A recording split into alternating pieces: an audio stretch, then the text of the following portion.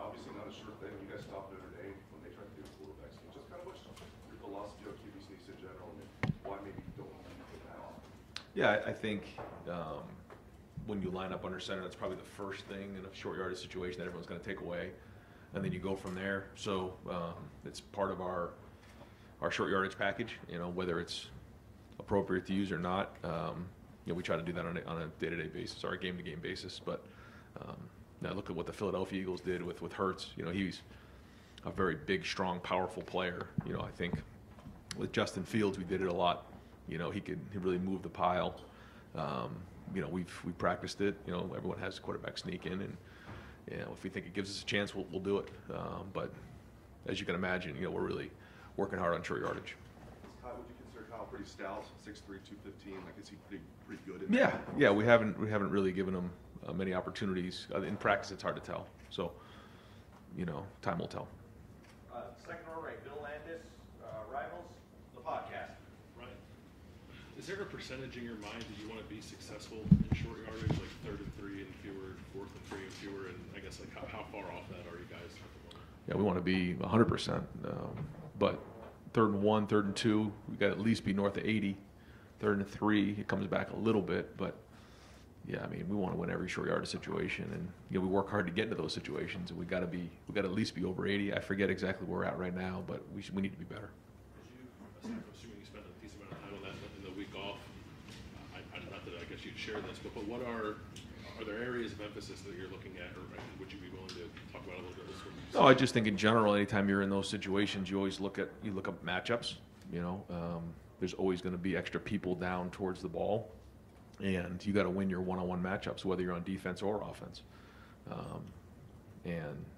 You look at angles, you look at all those types of things to try to give your guys an advantage. And sometimes you just got to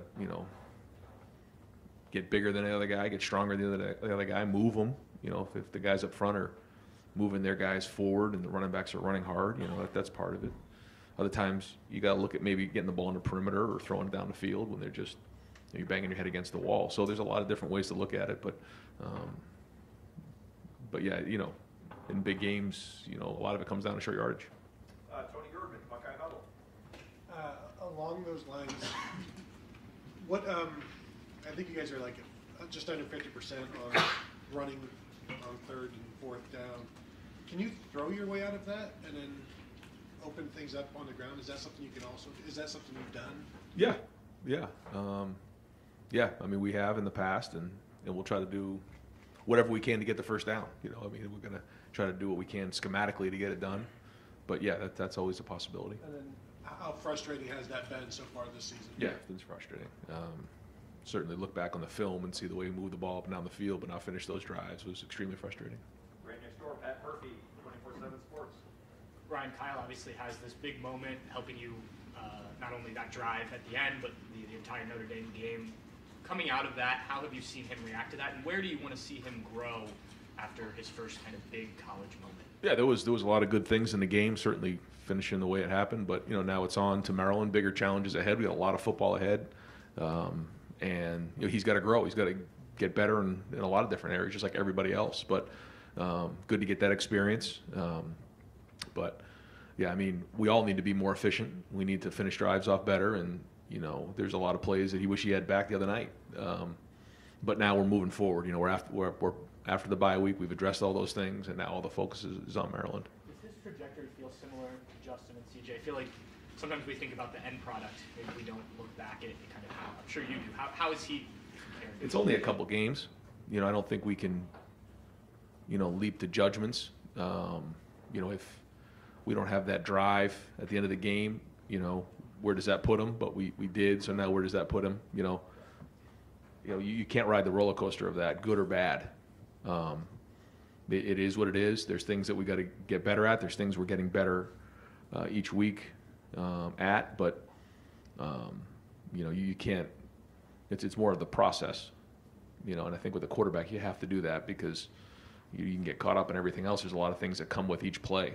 There's 21 other guys on the field that are, affecting where the decisions are in terms of where the ball's being thrown, all kinds of different variables, and The other thing is we only had 8 possessions in that game, so there wasn't as many opportunities as maybe you would like to do that. So we got to be better as a whole on offense of finishing drives off so that we can have more possessions and be more efficient. Stephen Means, Cleveland.com. I'll follow up with some of the Kyle stuff. There's winning the job, which he's done now. There's that, and then there's almost that next step of maybe leaving your imprint on the program or whatnot. Whether it was you going through it yourself, CJ, Justin, Dwayne, when do you see that next step start to happen for quarterbacks where it's not just, okay, I won the job, now what's next? What's the next step? Well, yeah, I think any successful person would tell you that it's not an accomplishment to get a job. That's just an opportunity. What you do with it is what matters. And that's, I think, with anybody across the board. And so, it's an opportunity. And, he's had a couple games as a starter, and that's good. But this is just an opportunity. And so the rest is yet to be written. And I know he's working really hard to play his best football in our Week 5. There's stuff CJ used to say that still people say here, even though he's gone, it's clear his imprint was left. Are you starting to see that from Kyle a little bit, even though it's early on in the process, him leaving his imprint on, this is not his program? Yeah, I think now that you're into, a quarter of the season out of the way, you're starting to see a little bit of a different personality take place, and each team has its own personality. But this team does have more experience than maybe in the teams in the past, so that's good. But the leadership's really got to show now. We got to continue to take these steps forward, and like you said, build our own personality of who we are and our identity, which I feel like we've really started to forge here. But we got a lot of football ahead of us. Dan Hope, 11 Warriors. Ryan, it seemed like last year you guys were, on a good roll going into the bye week, and then maybe had some struggles coming out of a bye week. Did you guys do anything different during the bye week this year to try to, avoid any complacency? No, I mean, we look at all those types of things, and there's certainly no complacency here. We know that, we got to continue to get better. We did, give the guys a little bit of time to clear their minds and their bodies and their souls because, it's going to be a heck of a run here for the next couple months. But I think it's more about this week. We did tweak a little bit how we're practicing this week than maybe how we did the middle of last season, coming off the bye week. We did it before the Georgia game. We did it before Week 1, kind of how we practiced this week with the Monday practice and helmets, and then we're going with our normal Tuesday, Wednesday, Thursday practice, which in the past we'd changed up for a few years. We thought that gave us a little bit of an edge. So we need to have a great Tuesday practice today.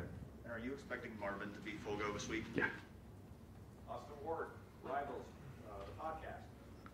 Ryan, only Kyle can say, I guess, if he feels more confidence or Right. energy coming out of that.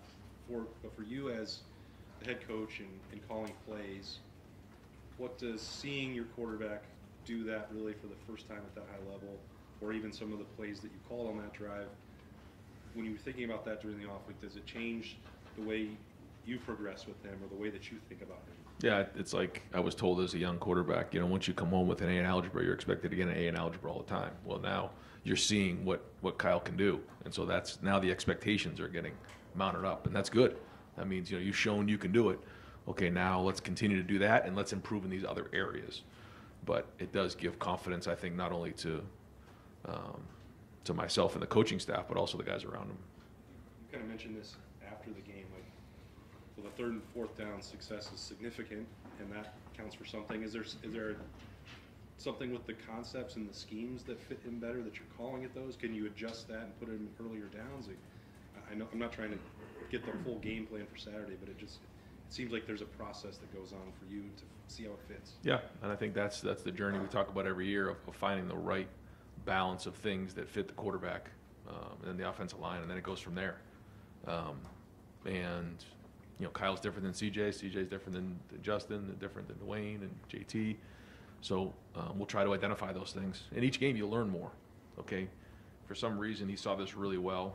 Now, maybe that was the preparation. Maybe it was the teaching. Maybe it was the scheme. Maybe he saw that look in practice, and we were able to replicate it, in the game. Maybe this was a different look. Maybe he's more comfortable with these concepts. You check the footwork. There's so many different things that come into it. And yeah, we want to make sure we're doing the best we can to put our guys in the situation to be successful, and that starts with the quarterback. Over here, Dom's Berry, WBNS. Coach, how big of a challenge will this be for your defense with Tagovailoa, and just how do you defend these guys? Yeah, Talia's played a lot of football. He makes a lot of plays. They have weapons on offense. You saw that last year and what they did. So we got to do a good job of recognizing how they're trying to attack us. Have a great week of practice. Ultimately, it comes down to winning the game up front. But our secondary is going to get challenged this week. Do you get pressure on him? Yeah, we need to get pressure on him. Anytime you're trying to disrupt the passing game, that's a big part of the equation. Did you watch some football this weekend? I'm just wondering, is the Big Ten the best football league in the country? Yeah, I mean, I think that there's great football in the Big Ten. I think some really good teams. I watched some of it this weekend. But, yeah, I mean, it's, I think the product on the field right now is as good as it's ever been. Three of the top 6 teams, Right. yeah. Yep. Right behind him, Adam King, WBNS.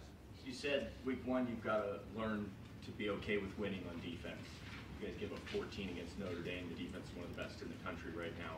Have you noticed a different feel from them walking around the Woody? I mean, is there a different level of confidence than since you've been here? Yeah, I think so. I think it started in the off season, though. It's hard to talk about that when nobody else sees it, but when you see it every day in practice, there's just a confidence that builds over time. When good's going against good, you know that if you can score on our defense, or if our defense can stop our offense, on both sides, you're going against really good people, and that builds confidence within the building. But now you're starting to see it on the field. Far left, Joe Nugent, WCMH.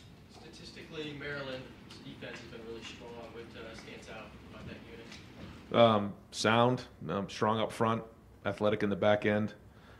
They've replaced some really good DBs last year with more good DBs. I think the safeties are playing well. Corners are excellent. Linebackers are more experienced this year, playing faster. He's recruited some guys up front. So, they're very sound. They don't give up a lot of big plays and create turnovers. Right in front of him, Whitney Hardy, WCMH. Right on the other side of the ball, the offensive line's only given 3 sacks this year, and Talia is just playing out of his mind. So how important is it to try to get pressure on him, to try to prevent those explosive plays that Loxley has made it clear that's what they want to do? Yeah, and he does a great job and has done a great job. So it's a big challenge to our defense to do that. Challenge to our D-line. We're always trying to get a pass rush. We're always trying to avoid big plays. That's not new, but to your point, it is a challenge because that's something they do very well. Joey Kaufman, Columbus Dispatch. Ryan, you've mentioned at times this year teams bracketing Marvin in coverage. How much more frequently is that happening this year versus last year? Trying to get some kind of better perspective on that. Yeah, I think that there's times where that's happening, and but you can't do that all the time either. But they definitely know where he is, and typically, they'll put a couple guys to his side or whatever that is, and it's based on the type of scheme that we're playing. But everybody knows where he is on the field for sure. Do you expect teams to continue to do that throughout the season, considering the way Mecca's played this year? It would seem teams might be more honest, but that seems to be the way it keeps going. Yeah, I mean, when we get that style of defense, we have to make sure that we're creating as many explosive plays in the other areas and attacking the defense where the coverage isn't. And I think to your point, you're talking about bracket coverage in particular. You got to find the one-on-ones, and we got to win the one-on-ones in those situations. But then there's also things on first, second down that you might see, and whether it's running the ball or finding a matchup at another position. The more we do that, the more pressure it takes off of Marvin. Spencer Holbrook, Letterman Row. Ryan, you talked at different points the last couple months about not putting too much on Kyle as first-year starter. Do you feel like you guys are past that point now that you've seen him in a big-time environment and winning a game like that? Do you think you're past the point of we can't put too much on him? Has he reached that level? I think we took a step in the right direction, but I think we're still building, and we're still growing, and we're still a work in progress. In that same vein, do you think that, I know that you guys had the 61-yard run from Trey Young to score a touchdown, but do you think you need a little bit more right now in the running game other than that one run? You worked great for carry. Yeah, I mean, we always want more in a run game, always. But like I say, all the runs count, So you can say, well, you can take out a couple runs, but that run count. So that was a big one. But we certainly want to be more efficient in the run game. Right next door, Cameron T. Robinson, the Athletic. Ryan, a month into this year, I mean, this season, have you seen, is the growth of the offensive line at the pace you expected it would be at in preseason? Always want them to be better. I mean, there has been progress made. We've seen that for sure. But again, we're challenging everybody on our team, coaches, players, everybody's got to get better. And if we, going to win, this weekend, start with this weekend against Maryland, we all have to play better. We have to coach better across the board. I think I've said this to you guys before. Like, you have to upgrade every week, and this needs to be, Ohio State 5.0. It can't be the same team that was there last week or 2 weeks ago. I mean, that game is long gone. We got to get better this week. So the offensive line is no different. Andrew Gillis, Cleveland.com. Ryan, you got quarterbacks kind of all over the roster from all over the country. Is there a difference that you've seen from when quarterbacks enter the program and maybe even today, stylistically, philosophically, how they approach the game when they enter as freshmen? Yeah, very different. Everybody's personality is extremely different. Even like the guys in our room right now, the 4 guys we have, there's all completely different people, all from different parts of the country. All have a different personality, but we pretty much coach them all the same. Right in front of him, Dylan Davis, Delaware Gazette. When you had a chance to evaluate where your team's at during the bye week, I guess just curious what your thoughts are about where they are, and if you hope to be further along. Are you comfortable with where they are right now? We're 4-0, but there's all kinds of areas that we want to improve on. You can imagine that. We got to get better, and that has to do with practice and getting on the field and doing it. So we want to be more efficient and execute better on all 3 phases, and we got to continue to upgrade. So the goal is to be 4-0. We're 4-0, so that's good, but there's still a lot of areas of improvement. Let's hear about the bye week, the timing of it. I know there's a lot of different reasons why a bye week may fall in a good spot or a bad spot. Just your feelings on where this bye week fell with the coming off the Notre Dame win. Would you have liked to carry that momentum in, or is it good to be able to come up for Brad? Both, yeah. We'll see after Saturday, after the game, and get a feel for what that was and how we did. There's parts of me that like a little bit of a mental break and a physical break, but there's part of me that wants to just keep playing and continue to build the momentum. But we'll get an idea on Saturday how we've come out of this. Andy Backstrom, Letterman Row. Ryan, with averaging fewer possessions in the clock and all that stuff, does that affect the redshirt management process? I know you're only 4 games in, but is that a new wrinkle this year you have to think about with managing this roster? Yeah, I mean, the number of plays are down, so that is something that we consider, but the rule hasn't changed, so it's still the 4 games. And I get that printout every week, and we identify the guys that we'll be playing in that 5th game. But we still have guys who have played 2, 3. We do have a few that have read at 4, so you got to kind of make that decision. But we take all that into consideration. Rob Aller, Columbus Dispatch. Ryan, this is the first opportunity we've had to ask you about post-game comments, reaction to it. 2 things. One, what have you received? What have you heard? I think players loved it, recruits probably. And 2, was the Lou Holtz thing sort of just a flashpoint for frustration that built up? Or I'll just let you speak to those. Yeah, I don't really want to get into much of that today, just because all the focus is on Maryland. But a couple things. One, I'm very proud of the fact that we're 2-0 against Notre Dame in the last 2 years. I'm proud of the way our team played. I'm proud of the grit that they showed. It was an emotional game. And I can tell you that the response that I've got from Buckeye Nation, people around Columbus, our team, has been remarkable. They just love the passion our team played with on Saturday night. Jeremy Birmingham, Rivals, the podcast. Ryan, first, did the Big Ten apologize for anything in the last week? No comment. On the recruiting front, the world is obviously different with NIL, transfer portal, and stuff. Have you guys seen as a coaching staff maybe a shift in the power dynamics in recruiting kids and their high school coaches maybe having different leverage or how they operate? And if so, how do you guys as a staff approach that, like when you have a week like last week when you're on the road? Yeah, I think that NIL certainly has had an impact. I think if anybody says it hasn't, then that's not accurate. Yeah, it definitely has had an impact, and there have been maybe some swings in that area for sure. but that's not going to change what we're doing here. You know, we feel great about the opportunity our players have, but also, you know, what it means to be a Buckeye. And, you know, we're going to continue to talk about that, and we want to always find the right fit here. You've spent the last month and a half not really having like the home recruiting weekends that we're used to, sort of ramping up now with this weekend at Penn State. Have you guys adjusted your approach to those at all, or is it pretty much standard? When we went to the spring visits, you know, as you know, the official visits now really take place in the spring, where in the past maybe somebody had sprinkled in throughout the season. So you don't see as many official visits during the fall. There's a couple mixed in. We've had a couple, but in terms of unofficial visitors, I think you're going to start to see that ramp up, you know, as we get into the meat of the season. Nathan Barrett, Cleveland.com. Sorry, I think the longest touchdown you guys have allowed so far is 2 yards, something like that. Obviously, that was a sticking point last year for you, giving up the explosive touchdowns. So how much was there a collaborative effort with you and Jim in the offseason as to how best to address that? Was it something you just tasked him with, like, hey, it's time to reevaluate what's going on? How did you guys approach that? I mean, we talk constantly about the pluses and the minuses, and, you know, when you look back on a season, you know, the easy thing to do is overreact. You know, we got to make sure that we're doing what's right for this group. It's a different group that we had last year. You know, figuring out as the season goes on, you know, how do we want this to look at the beginning of the season, the middle of the season, the end of the season, because that's very, very different. But I think, you know, there's bigger challenges ahead. First 4 games in the books, you've seen some improvement there.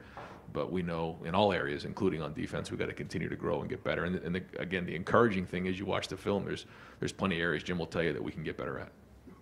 Besides the end result, like not giving up those explosive touchdowns, what do you like about, I mean, he says he's blitzing less than he ever has before. So what do you like about what you're seeing from how this defense plays?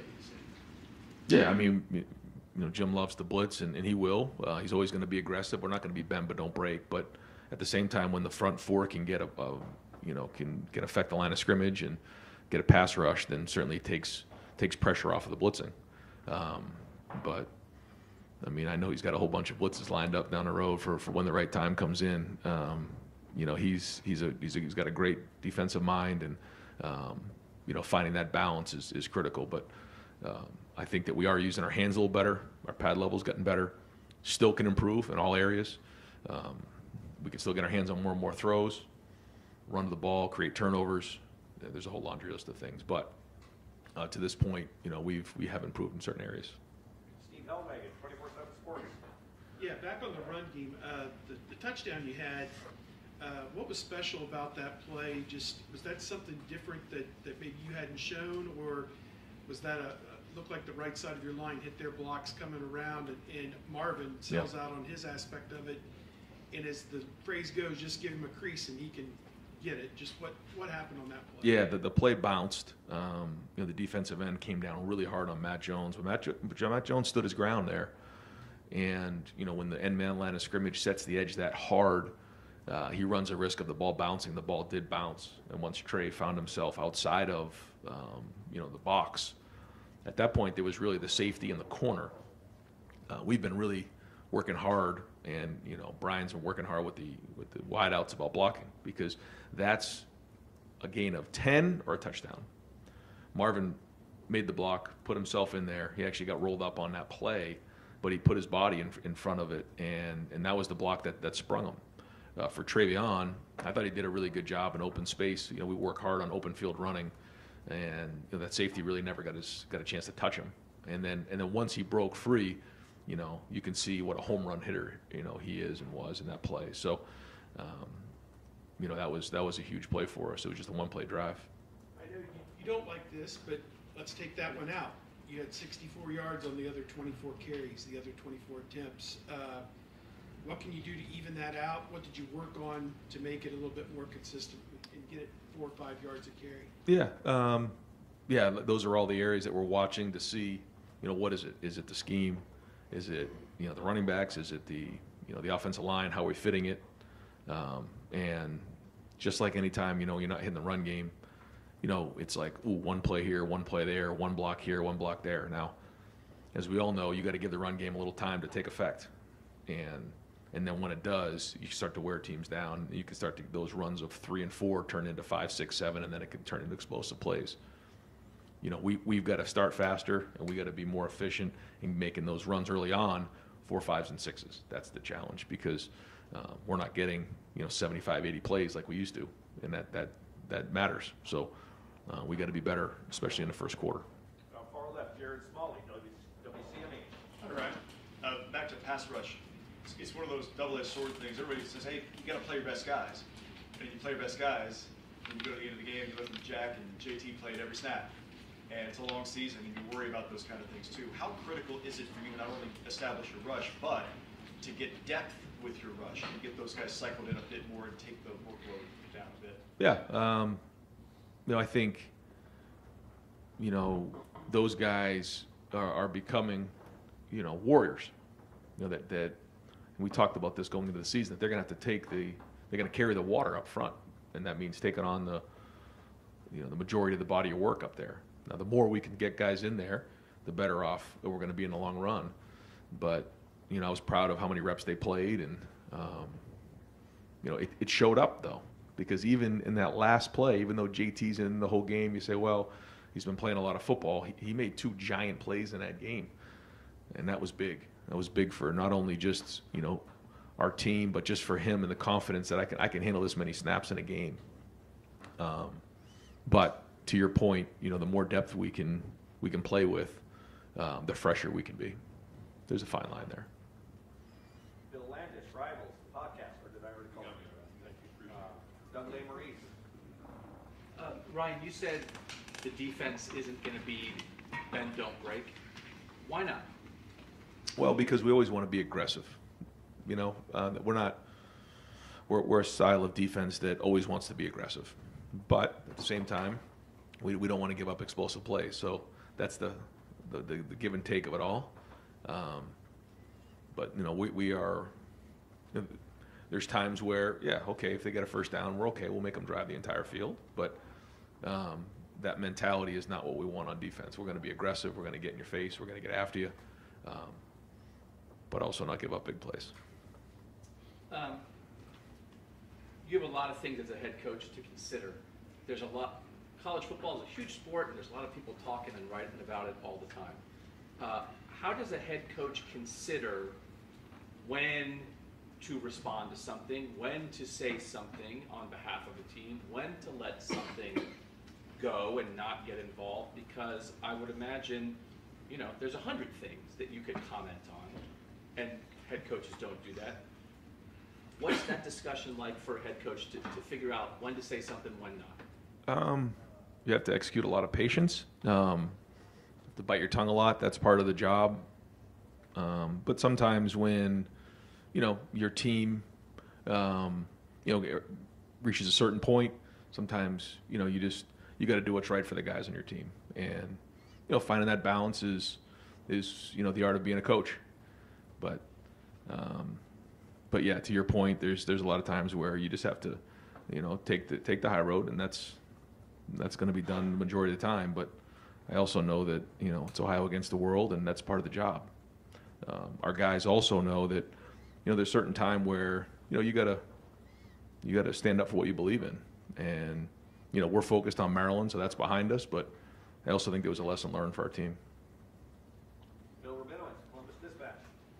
Not to belabor the pass rush, but I'll belabor the pass rush. You have 5 sacks. I know sacks are not everything, but are you content with the amount of pressure, the disruption that the pass rush is causing, especially with Talia this week? That's going to be crucial.